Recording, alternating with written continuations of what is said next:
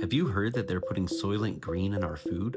If you're interested in conspiracy theories, you've no doubt heard this one. The conspiracy theory claims that meat found in fast foods and supermarkets contain human remains. One of the pieces of evidence that often gets cited for this is the infamous Rabbi Finkelstein interview, in which an alleged rabbi claims that human remains are being sold to butchers to be put in food at McDonald's. What most people sharing that interview don't realize is that it's an anti-Semitic hoax that was set up by two white supremacists. The interview in question was conducted by Pastor James Wickstrom. Wickstrom had an internet radio show known as Yahweh's Truth, though in this episode he refers to the show as John 888 and claims that he's filling in for host Pastor Bob Jones. Pastor James Wickstrom was a well-known white supremacist who used his internet radio show to spread his neo-Nazi beliefs. And if you don't believe me, there's an entire catalog online of his old shows where you can hear him say these things himself. Trust me, he was not shy about it. In a taped interview from 2004, he claimed that he wanted to give them the Holocaust they deserved, including beating them with a baseball bat and throwing them in a wood chipper. At a skinhead rally, he said the following. Pause to read because I'm not reading that out loud.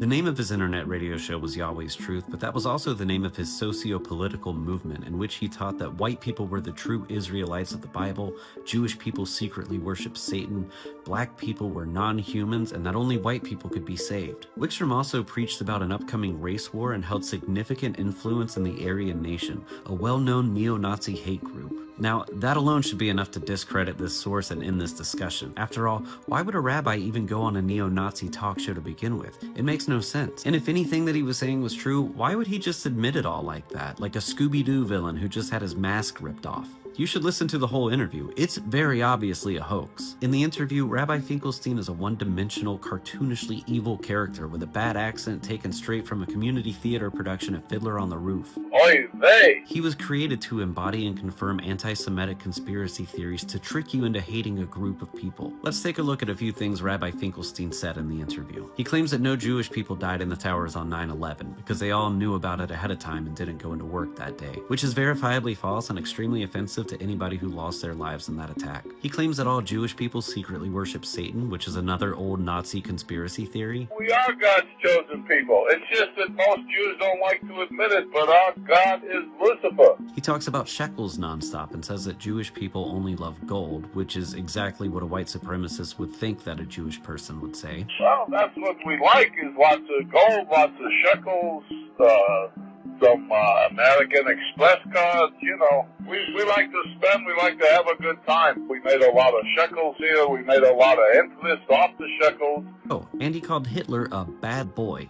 That lousy boy Hitler over there, he was a bad boy. And his claim is that Jewish people are ritually sacrificing Christian kids and drinking their blood, then selling the carcasses to butcher shops who sell it to McDonald's and put it in their Big Macs. We steal 100 to 300,000 children a year just here in this country, and we drain their blood and we mix it with the Passover bread, and then we throw the bodies into the slaughterhouses that we own, and we grind up all the bodies in the sausage and the hamburger. McDonald's is one of our favorite outlets. This is another piece of anti-Semitic neo-Nazi rhetoric known as bloodletting, which has been used throughout history to justify the persecution of Jewish people. On top of that, the photo that's usually used in the video of Rabbi Finkelstein is actually Kenneth Feinberg, a Jewish lawyer from Chicago. Beyond this interview, there is no evidence of a Rabbi Abraham Finkelstein. There's a pretty well-documented Rabbi Louis Finkelstein that people often cite as being this Rabbi Finkelstein, but he died in 1991, which was way before this interview took place. So outside of this interview, there is no evidence of a Rabbi Abe Finkelstein. No books, no papers, no speeches, just this one interview that he was so kind to grant to an honest, upstanding neo-Nazi. So who would go on an internet radio show pretending to be a rabbi just to lie about Jewish people? Easy, another white supremacist. Specifically, a Pastor Bob Jones of Nevada, a man who worked with Wickstrom since the 90s and was often a guest on his radio talk shows. The same guy that Wickstrom is supposedly filling in for on this episode. Filling in for Pastor Bob, who covered for me last week. How convenient.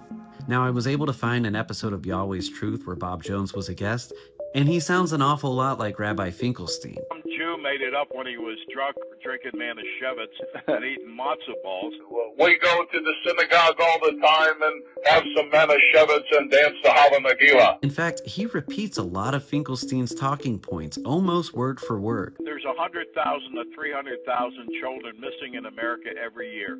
They are taken to the slaughterhouses. They're turned into the ground beef and ground sausage and stuff. You go to these hamburger joints, McDonald's, you grab a hamburger, and next time you do that, think you might be eating one of your own children. Hey. Then I found an upload of the Finkelstein interview on BitChute. In the comments, somebody named Covenant People claims that the interview was fake and that Bob Jones admitted it in a later radio show. Another commenter replies saying he doesn't believe them, to which Covenant People provide a link. Unfortunately, the link is broken and I can't find the video anywhere. But it definitely worked at some point because it was enough to convince that person that it was fake. And here's another commenter saying that it was indeed faked, even though he agrees with everything that he said in the interview. And if you're still not convinced, then I encourage you to ask yourself why you are so eager to believe and defend the teachings of a known white supremacist. Oy vey!